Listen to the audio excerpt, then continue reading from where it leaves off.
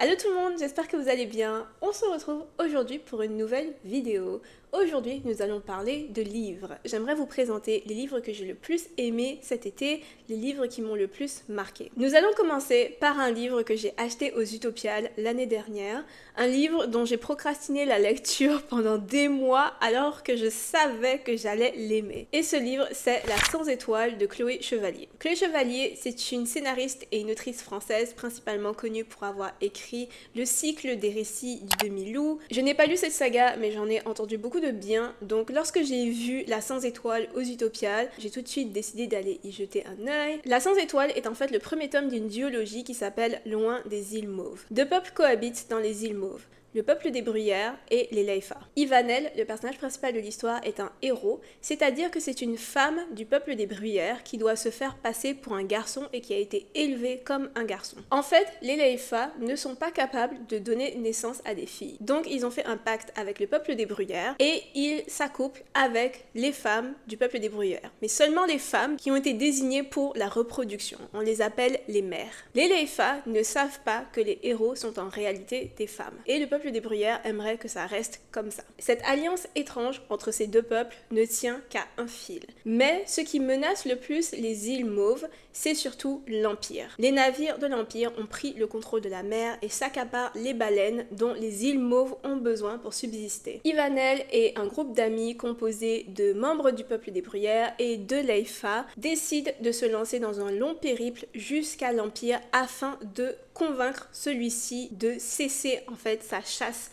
à la baleine dans leurs eaux parce que ces pratiques vont condamner les îles Mauves à la famine. Alors ce roman, je pense que le meilleur adjectif que je peux utiliser pour le décrire, c'est immersif. Dès les premières pages, on est plongé dans un univers âpre aux pratiques fascinantes. Le concept des héros qui sont des femmes élevées comme des hommes et appartenant à une troisième catégorie genrée est fascinant. Et en fait, j'ai beaucoup aimé comment les différents héros présents dans ce roman incarnent les multiples conséquences qu'une telle situation peut engendrer. Donc on a des héros qui s'identifient parfaitement au genre du héros, donc elles sont tout à fait à l'aise d'être des héros, ce rôle leur convient tout à fait. On a aussi des héros qui souhaiteraient vivre pleinement en tant que femmes et qui n'aiment pas du tout en fait le rôle qu'on leur a imposé à la naissance. Et on a des héros qui sont un petit peu plus ambivalentes, dans le sens qu'elles aiment certains aspects du rôle, mais elles aimeraient aussi avoir accès à certains aspects de la féminité. Franchement, la manière dont ce livre aborde des questions de genre et de sexualité est vraiment intéressante. Ça m'a un peu fait penser à La Main gauche de la nuit. Sinon, le monde en lui-même, il est décrit avec beaucoup de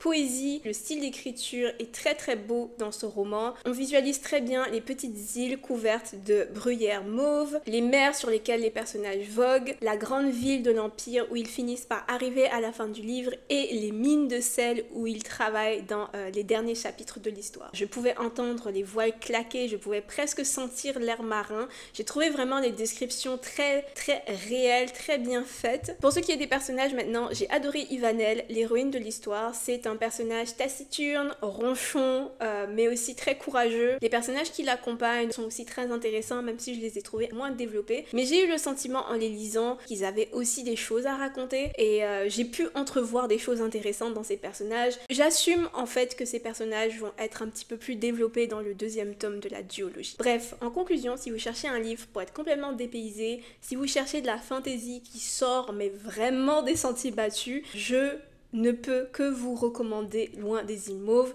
parce que cette série, en tout cas le premier tome, m'a transporté dans un autre univers. Je ne savais jamais à quoi m'attendre en lisant ce livre. Le deuxième livre maintenant que j'ai adoré cet été est River Mama de Zalika Reid Benta. Excusez mon accent, je pense que je vais mal prononcer le titre de ce livre pendant toute cette vidéo. Alors ce livre, écoutez, ce livre, je vais d'abord le présenter. Donc, Zalika Reid Benta, c'est une autrice canadienne d'origine jamaïcaine et River Mama est son premier roman. En 2019, elle a publié Frying Plantain, qui est une collection de nouvelles qui explore le quotidien d'une jeune femme canadienne d'origine jamaïcaine. Ce recueil a reçu plusieurs prix et il est d'ailleurs dans ma pile à lire depuis sa sortie, je pense. Ça fait un petit moment que je dois le lire. Aussi, autre fait intéressant concernant cette autrice, en faisant des recherches pour cette vidéo, j'ai découvert que Victor Lavallée, qui a écrit entre autres le changelin, a été l'un de ses mentors. Donc super intéressant. Alors River Mama raconte l'histoire d'Alicia, qui est une jeune fille canadienne d'origine jamaïcaine vivant à Toronto. Elle vient de graduer de l'université, mais elle n'arrive pas à trouver d'emploi dans son domaine d'études,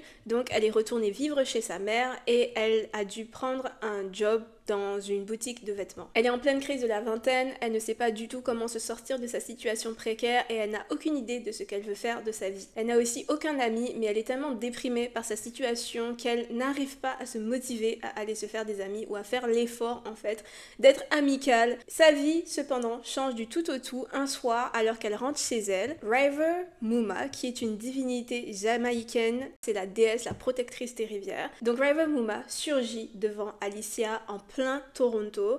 Elle lui dit que son peigne d'or lui a été dérobé par des touristes canadiens et elle demande à Alicia de le récupérer. Elle a 24 heures pour récupérer son peigne doré dans Toronto et si elle ne le retrouve pas, toutes les rivières et tous les océans du monde vont s'assécher. J'ai passé un super moment en lisant ce livre. On est super rapidement embarqué dans une quête rocambolesque à la recherche d'un peigne magique dans les rues froides et glacées de Toronto en plein mois de décembre. Le mélange entre les créatures fantastiques jamaïcaines qui pourchassent les personnages et les rues et problèmes typiques de Toronto est juste super fun et super bien exécuté. On voit que l'autrice a pris le temps de bien construire le décor de son roman. Je pense qu'elle habite à Toronto, mais on sent en fait qu'elle a pris le temps de bien entremêler les différentes caractéristiques de la ville à son roman. On retrouve plusieurs commerces de Toronto, on retrouve les transports en commun absolument pas fiables et datant de Mathusalem. On retrouve la gentrification, les millions de condos hors de prix qui composent maintenant la ville. Désolée s'il y a des Torontois ou des Torontoises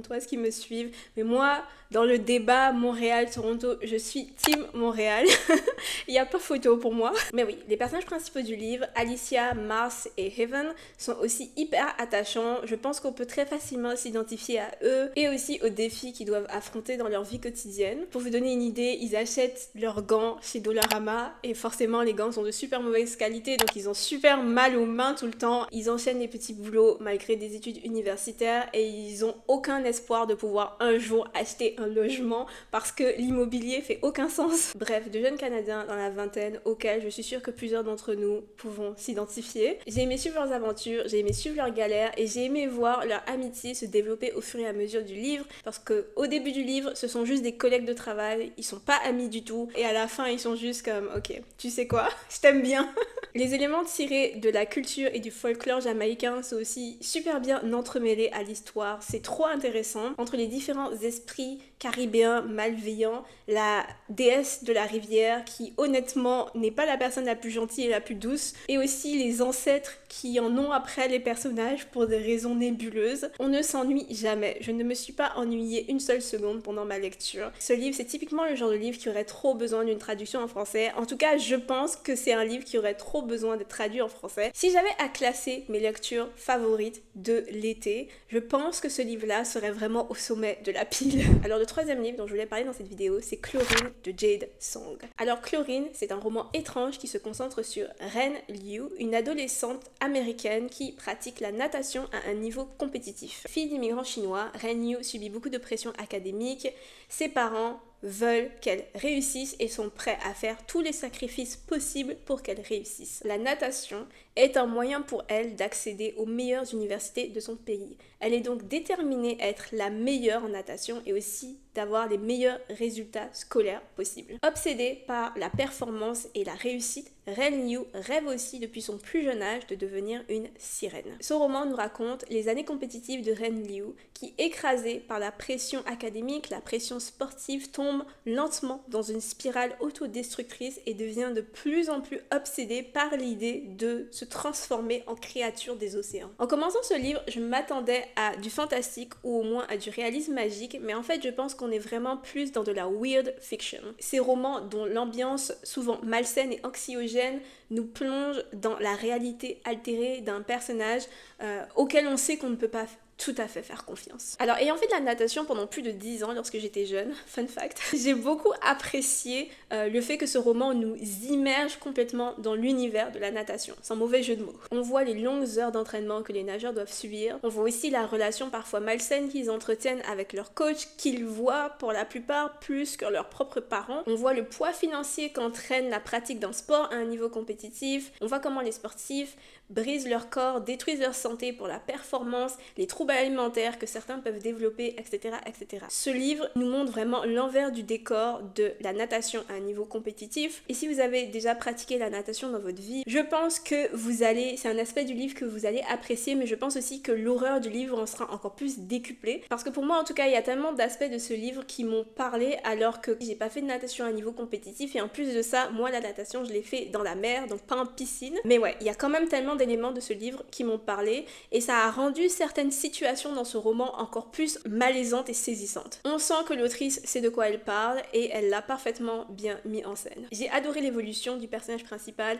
la manière dont le livre retranscrit le fait qu'elle perd complètement pied avec la réalité. Même si on sait ce qui va arriver, même si dès les premières pages du livre on peut deviner ce qui s'en vient, la fin est quand même choquante, je dirais même dévastatrice parce que j'ai versé quelques larmes lorsque les parents de Ren Yu l'affrontent en fait à la fin du livre et essayent de la comprendre parce que j'étais tellement consciente de la quantité de sacrifices que ses parents ont fait pour elle pour qu'elle réussisse et en même temps je pouvais comprendre le fait que Ren Yu a complètement craqué sous la pression. Bref, un roman bizarre mais que je recommande fortement, surtout si vous aimez les livres sur le sport comme moi. C'est un roman hyper prometteur pour un premier roman parce que c'est le premier de l'autrice. Mon quatrième livre favori de l'été est aussi un roman qui m'a profondément remué et ce livre c'est The Wings Upon Her Back de Samantha Mills. C'est une autre perle qui mériterait tellement une traduction en français mais malheureusement je pense que ça va jamais arriver parce que ce livre ne rentre dans aucun des trends fantasy populaire du moment. Ce roman prend place dans la cité-état de Radezda, une ville extraordinaire où 5 tours ont été construites pour rejoindre les cieux, où vivent les 5 dieux endormis qui dominent la ville. La population de Radezda est divisée en 5 sectes. Chaque secte vénère l'un des 5 dieux qui dorment dans le ciel de la ville. Le personnage principal de l'histoire, Zenya, appartient à la secte des érudits qui, comme son nom l'indique, est vouée au dieu des érudits. Elle rêve depuis son plus jeune âge, de quitter sa secte et de rejoindre la secte des Meshach. La secte des Meshach est, elle, vouée au dieu de la guerre, au dieu des guerriers et des combattants. Zenya rêve de rejoindre cette secte parce que les membres de la secte des Meshach peuvent voler. Ils se dotent de grandes ailes mécaniques qui leur permettent de voler dans les airs. Et Zenya a toujours rêvé de pouvoir voler. Ainsi, adolescente, Zenya passe l'examen qui lui permet de quitter la secte des érudits pour rejoindre celle des Meshach. Et elle se retrouve sous la tutelle de Vodoya, l'une des guerrières ailées de la secte des Meshach. Vodoya est une personne extrêmement autoritaire, mais aussi très charismatique. Au début, tout se passe plutôt bien pour Zenya. L'entraînement que Vodoya lui fait subir est absolument infernal et inhumain, mais au moins elle est en train de réaliser ses rêves, elle va elle aussi devenir une guerrière ailée et un jour elle pourra voler. Sauf que, bien évidemment, sa vie bascule le jour où un conflit éclate entre la secte des érudits et la secte des Meshach. C'est très difficile d'expliquer The Wings Upon Her Back sans complètement spoiler ce roman. Le livre suit en fait 2 timelines. Dans la première timeline, on suit Zenya alors qu'elle a 40 ans. Elle est complètement désillusionnée par la secte des Meshach, par les dieux. Dans la deuxième timeline, on suit Zenya alors qu'elle est adolescente et qu'elle subit l'entraînement intransigeant de la guerrière Vodoya afin de devenir à son tour une guerrière ailée. Ces 2 timelines nous permettent de reconstruire petit à petit l'histoire de la ville de Radezda qui a été brisée par une guerre qui a éclaté entre la secte des érudits et la secte des guerriers Meshach. Le conflit se résume à quelques mots. La secte des érudits tentait de comprendre la véritable nature des dieux, alors que pour la secte des Meshach, c'est complètement hérétique de vouloir comprendre la véritable nature des dieux. Ce roman est donc un roman fascinant qui explore et interroge les notions de foi mais aussi de désillusion. Le fait d'être déçu par une divinité mais aussi par une personne en qui on croyait, une personne qu'on aimait, qu'on admirait. Tout le roman est construit autour de la relation que Zenya a avec Vodoya, sa mentor. Ces 2 personnages ont une relation extrêmement toxique, extrêmement abusive que le livre a réussi à représenter présentés avec beaucoup de subtilité et d'adresse. Par moments, Vodoia se montre douce envers Xenia, juste assez pour que Xenia soit prête à tout pour obtenir à nouveau son amour et sa considération. Et bien entendu, Vodoia lui demande constamment l'impossible, l'isolant complètement de sa famille et du reste du monde. Dans ce livre, l'héroïne Xenia, elle est forcée d'affronter les horreurs qu'elle a commises au nom de son dieu, mais aussi et surtout au nom de Vodoia. Elle doit remettre en question cette femme pour qui elle a tout sacrifié, à qui elle a tout donné, ce qui bien sûr la réduit en miettes. Toutes ses certitudes s'écroulent. Honnêtement, ce roman m'a suffoqué. On est enfermé dans la ville de Radezda, on est enfermé dans les croyances des habitants de Radezda, on est enfermé dans la tour où Xenia s'entraîne pour devenir une guerrière ailée pendant une bonne partie du roman, on est enfermé dans sa relation avec Vodoia. Ce roman a une ambiance claustrophobique intentionnelle parce que l'autrice justement en parle dans sa note à la fin du livre en disant qu'elle a créé volontairement une ambiance claustrophobique. J'ai trop aimé la structure de ce livre, j'ai trop aimé la conclusion douce amère de ce livre, même si elle m'a fait tellement mal au cœur. Lorsque Xenia comprend enfin la leçon que l'histoire cherche à lui enseigner, lorsqu'elle réalise sa responsabilité dans les tragédies qui se sont abattues sur sa vie, ça m'a brisé le cœur. Et le monde aussi dans ce livre est trop intéressant. J'adore le concept de guerrier avec des ailes mécaniques qui sont au passage super douloureuses à porter. Les personnages dans ce livre, pour pouvoir voler, doivent tout le temps être sous l'effet de drogue super intense. Vous l'avez deviné, je recommande tellement ce roman. J'aimerais tellement qu'il y ait une traduction pour que tout le monde puisse le lire. Cette histoire m'a juste attrapée comme ça et m'a gardée jusqu'à la fin. Si vous avez l'intention de le lire, je vous conseille quand même d'avoir le cœur bien accroché parce que la fin fait mal.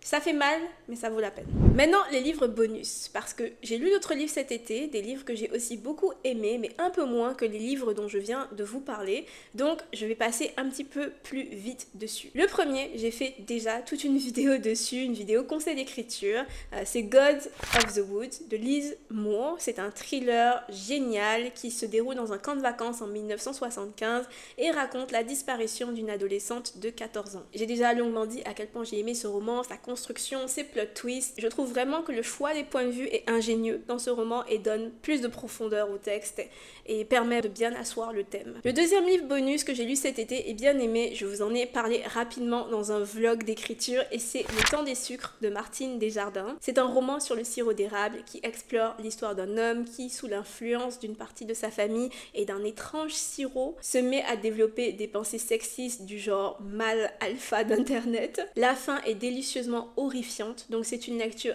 rapide et super fun si vous avez un sens de l'humour macabre comme moi. Et voilà, c'est malheureusement déjà la fin de cette vidéo. J'espère quand même qu'elle vous aura plu, j'espère que vous aurez passé un bon moment. N'hésitez pas à me partager dans les commentaires vos derniers coups de cœur littéraires. Merci d'avoir regardé jusqu'ici, on se retrouve très vite. Portez-vous bien tout le monde et à bientôt. Bye! Walked over, joined in the line, jaw dropped, you wearing all white. Wonder when you got so fine.